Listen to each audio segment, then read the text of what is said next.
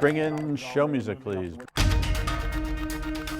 This is Squawk Pod from CNBC, and I'm producer Cameron Costa. On today's episode, this is going to be a great week. The Democratic National Convention is underway. House Minority Leader Hakeem Jeffries sets the record straight on Harris's economic plan on the ground in Chicago. I haven't heard Vice President Harris talk about price controls. She's talked about making sure that there's no price gouging. And Boeing in the headlines again. Another production snag, pilot seats under scrutiny, and astronauts still stuck in space. 9 people in really small quarters. I guess it's good and bad that there's some people there, but oh my God. Those stories, plus California is taking on retail theft. And the U.S. Open tennis courts are ready for players and for fans. USTA CEO Lew Sherr is on center court. There's a great group of players that are inspiring more and more people to play. Tennis participation in America, after having been stagnant for really a generation, has grown by more than 35% over the past 5 years. It's Tuesday, August 20th, 2024, and Squawk Pod begins right now. Stand Becky by in 3, 2, 1. Cue, please. Good morning, everybody, and welcome to Squawk Box right here on CNBC. We are live from the NASDAQ market site in Times Square. I'm Becky Quick along with Joe Kernen. Andrew is off today. Hello. Hi, we're back together. We can welcome each other back, Yeah. kind of. Kind of. I was actually It's been a here while. yesterday. I know. But only one day, but then I was out, so. But I haven't seen you in a while. No, we haven't. It's the summer, it's August. It's not really doldrums, a lot going on. No, there's a lot happening. Yeah. But it's also kids are out of school, people are on vacation, things are happening. If you need to know when the election is, I was talking about What this is it, yesterday. 80 something days at this point? No, I can give you much better Down to the hour? than that. I can give you 77 days. Oh, good. It's Eight- less than I thought. 18 hours, 59 minutes, and 12 seconds. Till the polls close or they open? I'm not sure what that, but I can. It's down to the How many seconds hours? are ticking. How many hours? 18 hours, 59 minutes. Now, That's gotta wait a be till minute. the polls close, right? The update: 58 minutes now and 58 seconds. But we can. Yay! Good evening, good evening. It is so good to be with everyone this evening in this hall and everyone at home. This is going to be a great week. And I want to kick us off by celebrating our incredible President Joe Biden. Vice President Kamala Harris is calling to raise the corporate tax rate to 28%. Campaign spokesman James Singer told NBC News that Harris believes an increase in corporate taxes is a fiscally responsible way to put money back into the pockets of working people and ensure billionaires and big corporations pay their fair share, in their words. That would roll back a significant part of President Trump's tax legislation from 2017 that cut the corporate tax rate from 35% to 21%, but it's also lower than Harris had proposed in the past of going all the way back to 35%. Word of that tax proposal came out hours before President Biden spoke late last night at the Democratic National Convention in Chicago. Megan Cassella is there and has the highlights for us. Hi, Megan. Hey, Becky, good morning from a very sleepy Chicago, very sleepy United Center, where folks are really just waking up or still sleeping after a night that went quite late last night until after midnight on the East Coast. The focus for night one of the convention was for the people. It was a focus on working class voters, on standing up to corporations. And the highlight of the programming was a 48-minute speech from President Biden. This was his farewell speech and a chance to formally pass the torch to Vice President Harris. We heard him really tout his own economic record and a long list of accomplishments, highlighting the recovery since COVID-19 when he first took office, talking about the high stock market, how much inflation had slowed since he first took office. And he talked about some of his more populist economic ideas, including a tax on billionaires. Take a listen. We have 1,000 billionaires in America. You know what their average tax rate they pay? 8.2%. If we just increase our taxes we proposed to 25%, which isn't the highest tax rate even. It would raise $500 billion new dollars over 10 years. They'd still be very wealthy. Now, Biden also spoke about how Vice President Harris and Governor Tim Walz were the ones to continue that fight to take on corporations, leaning into that populist agenda. And we continued that theme throughout the night. We also heard a fairly impassioned speech from UAW President Shawn Fain, who spoke about this theme while wearing a shirt that said Trump is a scab, a derogatory term for somebody who doesn't stand up for unions and who crosses a picket line. Here's what he had to say. Our only hope is to attack corporate greed head on.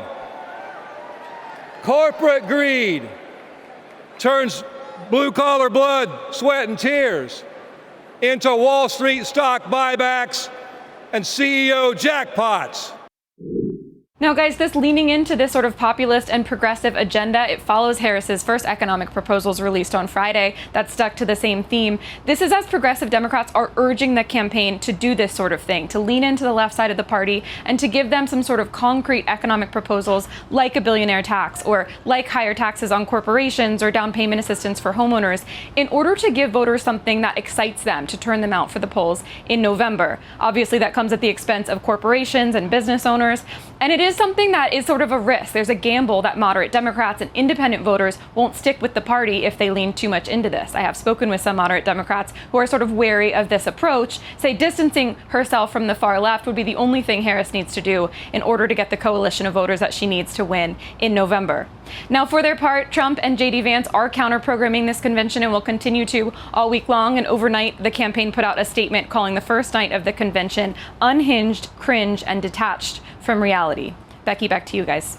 Hey, Megan, I was going to ask you about that. A lot of these proposals are proposals that have been around the last 4 years, but does this feel like it really is leaning more heavily into them?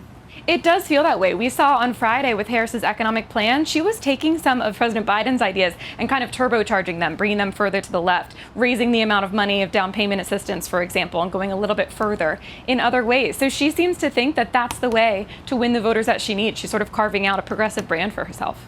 Megan, I want to thank you. Megan Cassella, you mentioned very sleepy Chicago, and I'm guessing a very sleepy Megan. I know you were up very late, too. Thank you.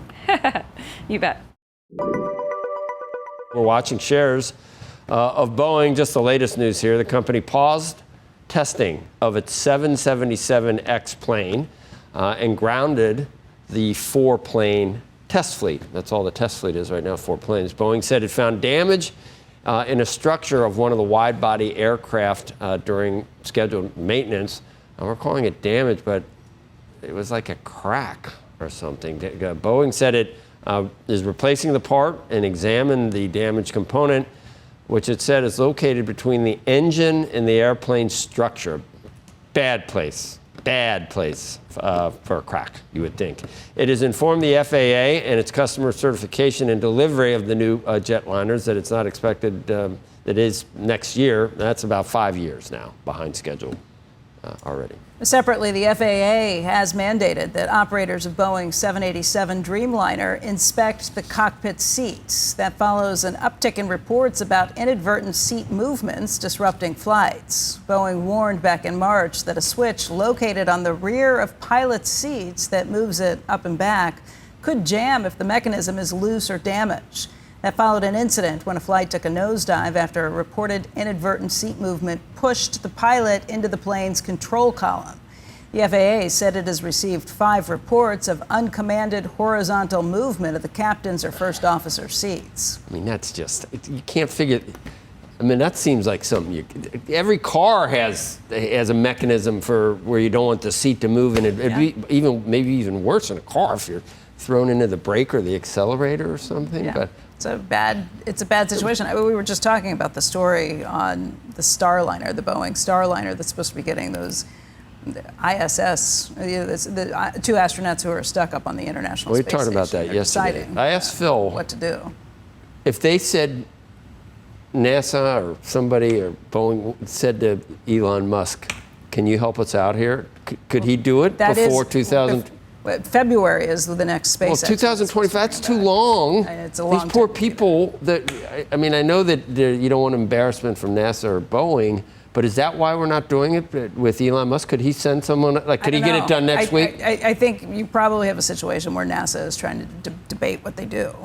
They haven't decided yet. With those two astronauts, people the two twisting astronauts in the up there wind said that up they, there. There's no wind, but twisting. Well, they said that they feel comfortable with the Boeing Starliner, but there have been a lot of questions about it. Mark Kelly, a former astronaut who spent some time up there, says it's really, it's a head issue when you get to the point where you don't know when you're coming back. Well, not to mention, if you have, it'd be hard to be shut in and you're in a place. They're supposed to be there for 8 days. Right.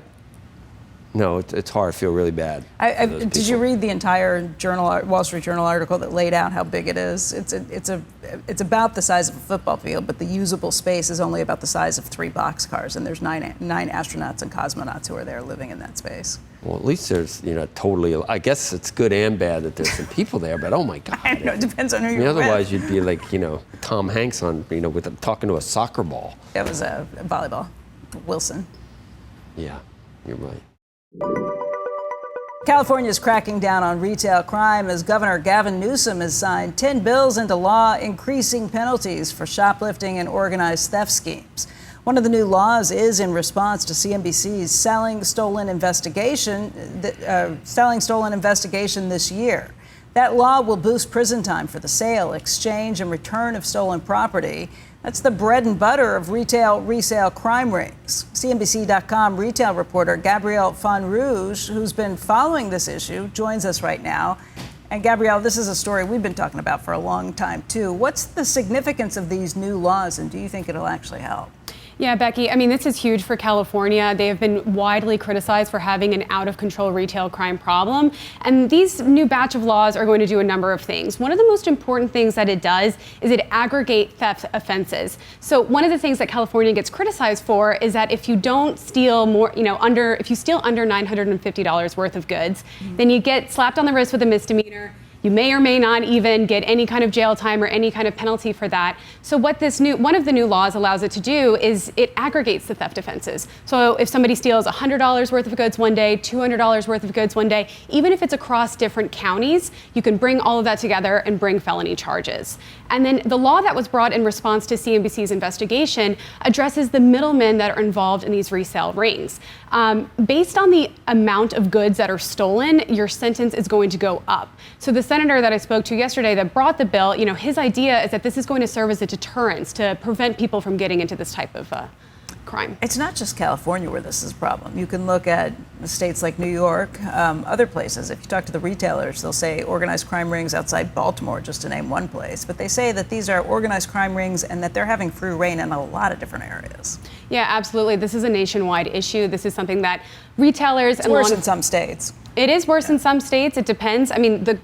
It's an underreported crime and it often goes undetected. So a lot of the data surrounding this is complicated. But look, all you have to do is talk to shoppers. Every time they go into stores, a lot of them are witnessing these incidents. Yeah. And also their candy bars and their shampoo everything's locked up. Are imprisoned. Right, everything's locked up. And I understand the idea of saying, okay, we're going to aggregate this. So if you steal $100 one day, $200 another day. But that doesn't seem like it would get at the root problem, or the root cause of some of the problem, which is you still have everything locked up because who knows if it's only $100. This gets back to the no broken windows sort of crime laws that Bill Bratton used to follow up in others in New York City. Yeah, and the broken windows policing, it's going after crime by kind of cutting off the leg, right? It's a brute force way of addressing crime. That's what some critics of it say, but it worked at the end of the day. So now you have a lot of criminal justice experts, a lot of the reformists who are looking at a different way of addressing these crimes by having, programs. Instead of going to jail, you might get some kind of counseling, you might get an opportunity to go to job training, but we're not really seeing it work just yet, especially here in New York. Yeah. Gabrielle, thank you. Thank you, Becky. Cheese will be next. Coming up on Squawk Pod, House Minority Leader Hakeem Jeffries joins us from the Democratic National Convention in Chicago. He's defending Vice President Harris's economic plans, those that we know so far. It was Donald Trump who decided to blow through the 28% number, blow through the 24 and 25% number that CEOs were asking for, and drop it all the way down to 21%. So I do think it's reasonable to ask, what is the fair tax rate at this moment in time?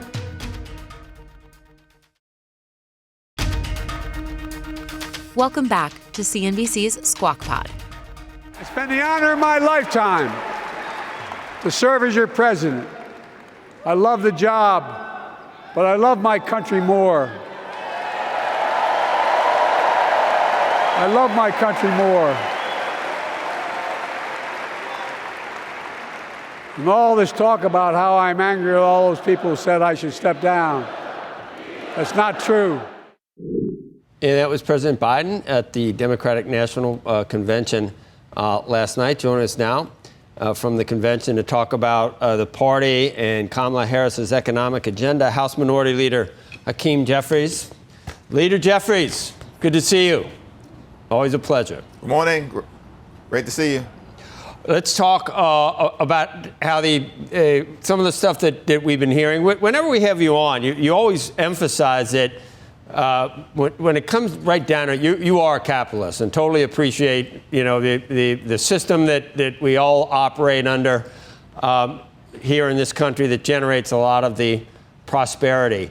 Do you ever raise an eyebrow at some of the, maybe it's politicking, I don't know what you'd call it, but do you ever feel like maybe the corporations or the private sector is an easy target for populism and maybe the party goes too far?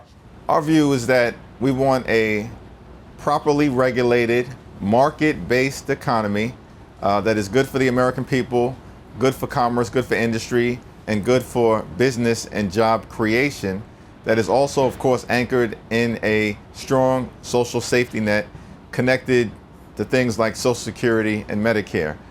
We just want to, under the leadership of Kamala Harris, lower costs, grow the middle class, and build an economy that works for hard-working American taxpayers.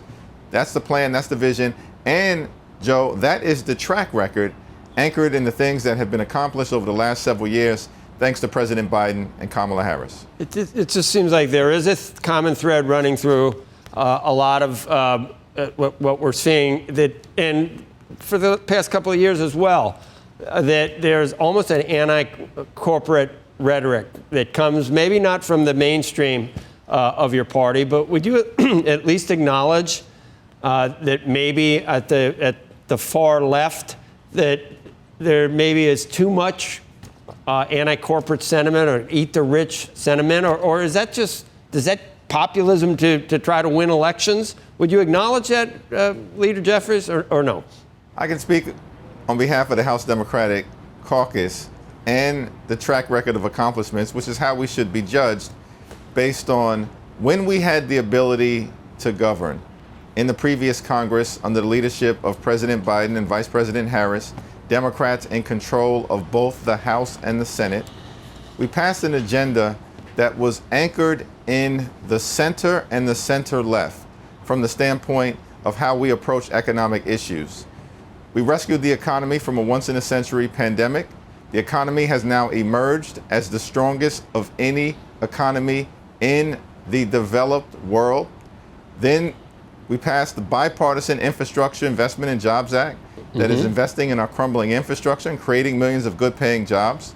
We passed the CHIPS and Science Act, which is bringing domestic manufacturing jobs back home to the United States of America, anchored in a public-private partnership around the semiconductor industry. And then, of course, we passed the Inflation Reduction Act, which is striking a dramatic blow against the climate crisis, setting our planet on a sustainable trajectory forward, and building a clean energy economy through the use of the tax code to once again incentivize public-private partnerships, and we're seeing a clean energy economy develop all across the nation. That's our track record. Right, but Leader Jeffries, the stir of the drink, what makes it all happen is the private sector, and whether it's a partnership or whether it's the government in some way assisting the private sector to succeed on a global playing field. That's really the role of government. Maybe sometimes I think that might be less. Let me ask you about just price controls. And you studied economics. You know how these things work. In the past, that has not been the most effective way to do things. And to blame a lot of the current inflation on corporate greed. For 40 years, inflation didn't reach the levels that we saw from a couple of years ago. So it's just hard for people to understand how the price gouging, corporations were unable to do it for 40 years, and then suddenly they started doing it a couple of years ago, right when President Biden took office, and that is largely responsible for the inflation that we saw. Why suddenly were corporations able to do that, Leader Jeffries? Why hadn't they done it all along if they were greedy and profit mongers and everything else? First of all, I haven't heard Vice President Harris talk about price controls. She's talked about making sure that there's no price gouging that takes place so that we have a properly functioning market where consumers have the ability to purchase the goods that they need at a fair market-based price without any unlawful activity that occurs. This should not be a controversial thing from the standpoint of wanting to make sure that we are lowering costs, allowing corporations and companies to function in the context of a properly regulated market-based economy, but we are driving down the high price of things like life-saving prescription drugs, making sure that people can afford groceries, because there are millions of Americans who are struggling to live paycheck to paycheck. That should not be the case in America, the richest country in the history of the world. And we're going to try to lower costs, grow the middle class, and make sure that there's an economy that works for hard-working American taxpayers. That's not too controversial in the communities that I spend time in all across the nation. You would attribute the 40-year highs in inflation, and I think overall it's about a 20% increase in the cost of living. You would attribute most of that to price gouging? You're putting words in my mouth. Let's talk about the economy. Let's talk about the economy, and let's level set. Inflation is down. The stock market is way up. Last time I checked, the Dow Jones was north of 4,000. That should be something that you and other people should be very pleased about. More than 15 million private sector jobs have been created. There have been tremendous progress that has been made for the American people, but we also recognize that there are challenges that remain, including the need to address the cost of living. Now, President Biden inherited 3 different catastrophes from the previous administration at the same time. A public health catastrophe connected to the COVID-19 pandemic and Donald Trump's mismanagement of that crisis. President Biden inherited an economic catastrophe connected to the shutdown of the economy necessitated by the COVID-19 pandemic. And President Biden and Kamala Harris also inherited a democracy catastrophe connected to the January 6th violent assault on the Capitol incited by the former president. And in the context of these 3 catastrophes, I think that President Biden and Kamala Harris have done a very good job navigating America through a very turbulent point. On the economic catastrophe, on the economic catastrophe, which I presume you're getting ready to ask about, clearly you had the economy shut down, and so the supply chain suffered consequences connected to that. The economy reopened, demand came roaring back, and there were supply issues. Now, eventually, supply and demand should have met up with each other, and it's not clear that in some of these instances, even when talking to retailers, some of the major retailing companies, that the prices that the American people are experiencing are consistent with what the market should bear. That's a reasonable inquiry for us to look into on behalf of everyday Americans, and I think that's the starting point. Proponents of lower tax rates for corporations say that there's been a lot of manufacturing, a lot of headquarters brought home, or that haven't left at the 21% rate. And a lot of the positive things that you're highlighting right now about, jobs, manufacturing, the economy, the stock market, it's all happened at 21%, which makes our corporations more competitive domestically to keep things here. there's a move afoot now to go back to 28%. Is that in the interest of, I guess people say, well, we want corporations to pay their fair share, but is it economically smart to raise it back to 28% and to, kill the goose that is laying the golden egg? Because the prosperity comes from the private sector. I think you agree with that, not the government. The prosperity comes from the hard work of everyday Americans who wake up each and every morning, go to work, pour their heart and soul into it, and are working as hard as they can to experience the great American middle class dream. That great middle class that was built in the aftermath of World War II, when the greatest generation came back home, built the best middle class in the history of the world. That's our view in terms of how we should center anything that we do moving forward in the context of the economy.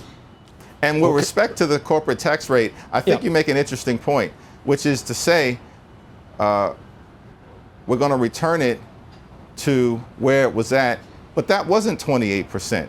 That was 35%. And when we had a debate around the time when Donald Trump decided to implement what we affectionately refer to as the GOP tax scam, there were many CEOs who came to see Democrats and Republicans on the Hill who suggested that in order for America to be competitive with respect to our corporations, that we should lower that tax rate from 35% to somewhere around 24 or 25. It was Donald Trump who decided to blow through the 28% number, blow through the 24 and 25% number that CEOs were asking for, and drop it all the way down to 21%. So I do think it's reasonable to ask, what is the fair tax rate at this moment in time? Okay. Thank you. And we got, what's today? Today is it Tuesday? I think it's Tuesday. So you're going to be there Tuesday, Wednesday, Thursday. A lot of big name speakers coming up, and we'll be watching. Leader Jeffries, thanks for your time this morning.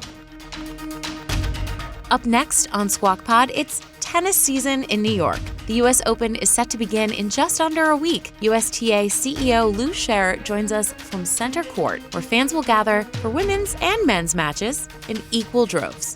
As we talk about the growth of women's sports today, tennis almost gets left out of that conversation because tennis has already achieved a level of parity that, WNBA is still striving for, women's soccer.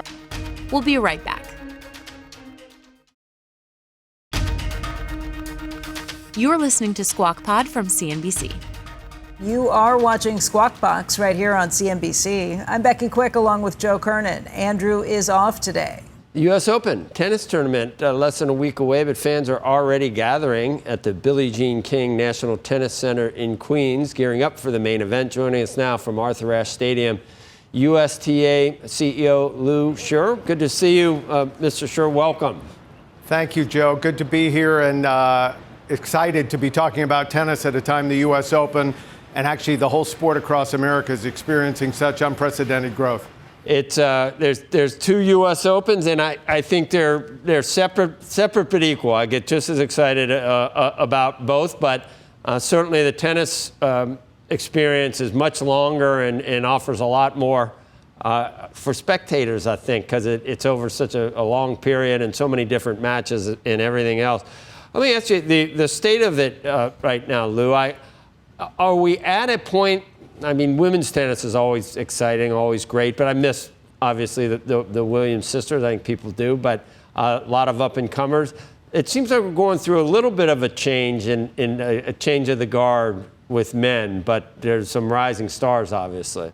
Yeah, no, you're exactly right. We have absolutely seen a changing of the guard in our sport, and interestingly, it's happened really without a hitch, right? We had some of the greatest of all time, Serena Williams, Venus Williams, Roger Federer, Rafa, right? None of those athletes are here at this U.S. Open, but there is so much excitement around Coco Gauff, Carlos Alcaraz, some of the other young players that have just stepped into those shoes. And of course, we still have Novak Djokovic, who is the greatest of all time, certainly on the men's side, competing in this championship.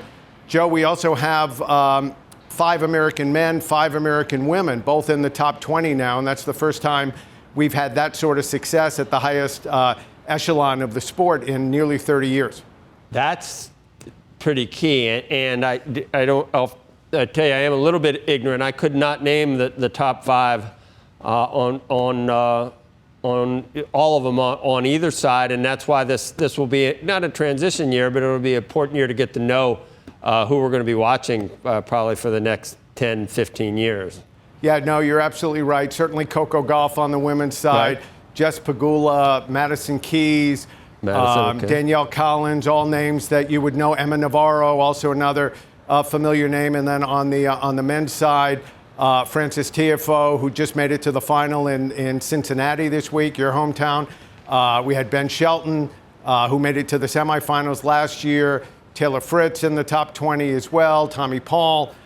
So we've got a great group. Sebastian Corda, who won in D.C. this summer. So there's a great group, and they're all young. We could use a star on both sides, obviously. But it's been the last U.S. Open won by an American. Was that Andy Roddick? Is that right? Would have been Andy Roddick. It's been a little while. But as you know, Joe, here at the U.S. Open, our fans come out. They follow all the greats in tennis. Yep. The world has gotten smaller. American players, kids growing up are inspired by Serena. They're inspired by Roger. They're certainly inspired by the Americans, and it's great to see the Americans. You've got Sloane Stephens on court right behind me here today, this morning. So there's a great group of players that are inspiring more and more people to play, and that's what we're seeing around the country.